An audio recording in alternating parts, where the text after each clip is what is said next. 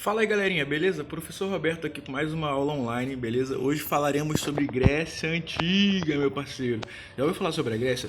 Já quis ir pra Grécia? Quem não quer ir pra Grécia? Olha que lindo, cara. Olha que paisagem linda, esse branco com azul maravilhoso.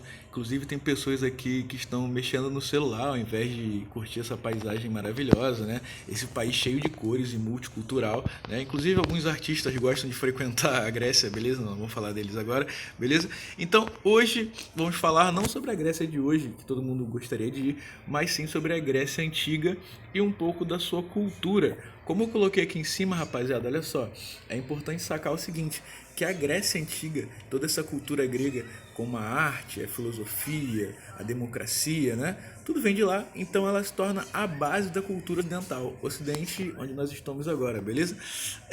Então vamos falar um pouquinho sobre isso hoje, ok? Então, especificamente na aula de hoje, nós vamos falar sobre dois períodos dessa Grécia Antiga. São 5 períodos, nós vamos falar dos outros 3 nas próximas aulas. Hoje nós vamos falar de 2 períodos. O período pré-homérico, que está bem aqui, ó, pré-homérico, bem aqui do ladinho, e o período homérico, que eu coloquei aqui do outro ladinho, beleza? Tudo bem? Vocês estão prontos? E então, continuando aqui, vamos lá. Eu coloquei aqui um textinho, vamos ler junto aqui, ó. O período pré-homérico vai ficar do período de 20 a.C. até 12 a.C., né? E se tem o início das imigrações na Península Balcânica, que vão formar diversas cidades gregas. É importante quando a gente fala de Grécia Antiga entender que é uma mistura de vários povos que acabaram migrando para esse lugar aí. Ou seja, por isso que a gente fala que é bem diverso culturalmente, né? Porque você tem aqui, ó, tanto a entrada dos jônios aqui, dos aqueus, dos eólios e posteriormente, lá pro final desse período de imigração, os dórios que vão fundar uma das cidades muito conhecidas que vocês conhecem aí, que é Esparta, beleza? Então, enquanto estava acontecendo esse período de migrações, né, para a Península Balcânica, e aí vai se formar a Grande Grécia, tem uma ilhazinha que eu coloquei destacada aqui, ó, chamada Creta. Sobre a história da fundação de Creta, é uma história muito cabulosa, então eu vou contar com detalhes para ficar legal, beleza? Vocês estão vendo esse touro branco aqui, com esses anjinhos, essa parada toda angelical aí? Vocês estão vendo essa moça em cima aí, com um lencinho laranja, tudo bonitão? Então, eles têm nome, cara. Essa mulher de cima aí, ela vai se chamar a deusa Europa. E esse de baixo aí, nada mais nada menos do que Zeus transformado em touro. Qual é a treta? Zeus ele acaba se transformando em touro para poder sequestrar a deusa Europa. E para onde que eles vão depois desse sequestro aí? Para onde que Zeus está levando a deusa Europa? Cara, é para Creta. Bom, chegando em Creta, né, Zeus e a deusa Europa, eles vão ter 3 filhos. Um desses filhos aí é um cara chamado Minos, que vai acabar herdando, né? Ele mata seus 2 irmãos e vai acabar herdando todo esse império deixado próspero aí em Creta. Então Minos, um rei cretense, né? Muito rico e sobretudo na cidade de Knossos, onde era a base do comércio econômico lá de Creta, né? Muito poderoso, ele acaba querendo afirmar esse seu poderio, né? Afirmar essa sua pompa toda e acaba fazendo uma parceria. Eu acho que tem outra foto que eu peguei aqui, ó. Olha só a fuga de Zeus com a Europa. Que pintura linda, né? Então vamos lá. O rei Minos, ele acaba, que é filho de Zeus e Europa, esses que a gente está vendo aí, né? Ele acaba, para demonstrar seu poderio, fazendo um pedido, nada mais nada menos que a um deus chamado Poseidon.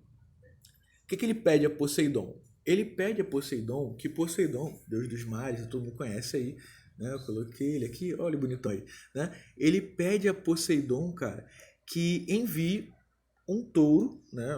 Um magnífico touro, para ser sacrificado na cidade de Creta. E esse sacrifício demonstraria todo o seu temor, todo o seu obrigado ao deus Poseidon, beleza? Então Poseidon atende ao pedido do rei Minos, né? Filho de Zeus, óbvio, né?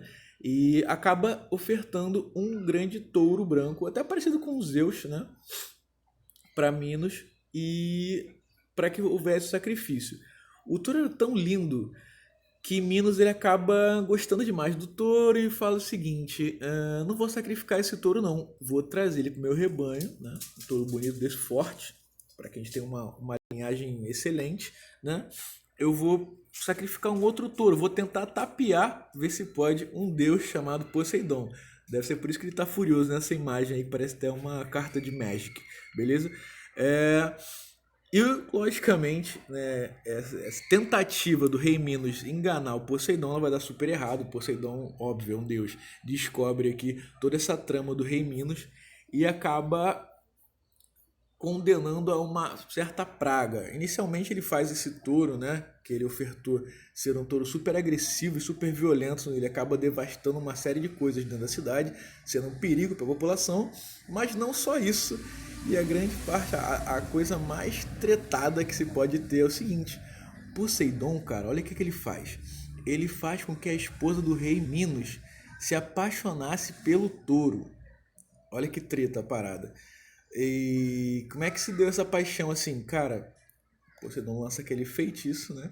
Obviamente, juntamente com o apoio da deusa Afrodite, deusa do amor, faz com que a esposa de Minos se apaixone por esse touro. Obviamente, o touro não demonstra nenhum interesse, né, na esposa do rei Minos, obviamente. E isso leva ela a ter uma super estratégia. Olha o que ela faz. Ela pede ao Dédalo, que era um super engenheiro, né, um engenheiro que habitava em Creta, na verdade ele era de Atenas, né, para que fizesse, feito de madeira e couro, um touro falso, para que ela pudesse entrar dentro dele, simulando se tornar assim uma fêmea, né, da mesma espécie, e que pudesse assim conceber o amor com o touro, que era a sua paixão. Cara, isso realmente acontece segundo a mitologia grega, né?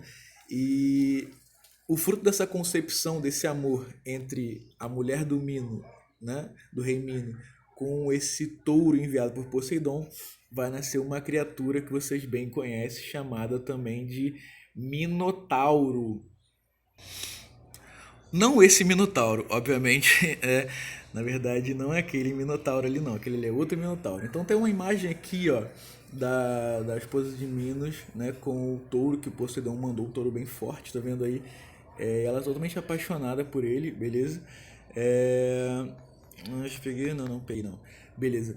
Então, cara, isso faz com que, só pra você ter uma ideia, o Minos ficasse louco, né? Porque ela acaba engravidando do touro, cara. E aí vai nascer um Minotauro, vê se pode, olha como é que são as coisas, né?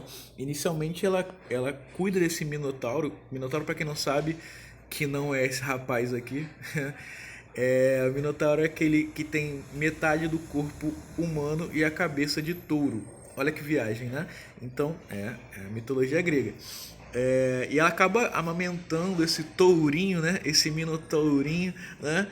Inicialmente, só que ele vai crescendo, vai ficando cada vez mais forte. E obviamente aquilo pro Minos era, sabe, eu tô criando o filho de uma traição e tudo mais. Ele é super puto com essa história, obviamente ele foi traído pela sua esposa com um animal, olha que viagem, né? E ele acaba, quando o touro fica um pouco mais forte, um pouco mais velho, né? Ele acaba aprisionando, manda Dédalus fazer um super labirinto na cidade de Creta lá, para que ele pudesse aprisionar esse Minotauro, beleza? E, cara, diz a lenda que esse Minotauro, preso nesse labirinto do Minotauro aí na cidade de Creta, ele era alimentado por pessoas, né, estrangeiras que vinham como escravos para ser comida de touro, para alimentar essa besta raivosa, né? Então, essa obviamente é uma mitologia grega que nesse contexto vai tentar explicar dentro da mitologia, né? Agora associando um pouco de história e mitologia, um pouco da decadência de Creta em relação a aos outros povos que acabam invadindo, mas isso é uma outra história, né? Se você quiser continuar essa história do touro, que fim deu, você vai ter que pesquisar, obviamente, sobre a história do Teseu, que é um cara que vai acabar derrotando esse touro aí. E aí é uma outra história que nós não vamos ter tempo de contar agora, beleza? Gostaram da história? Opa!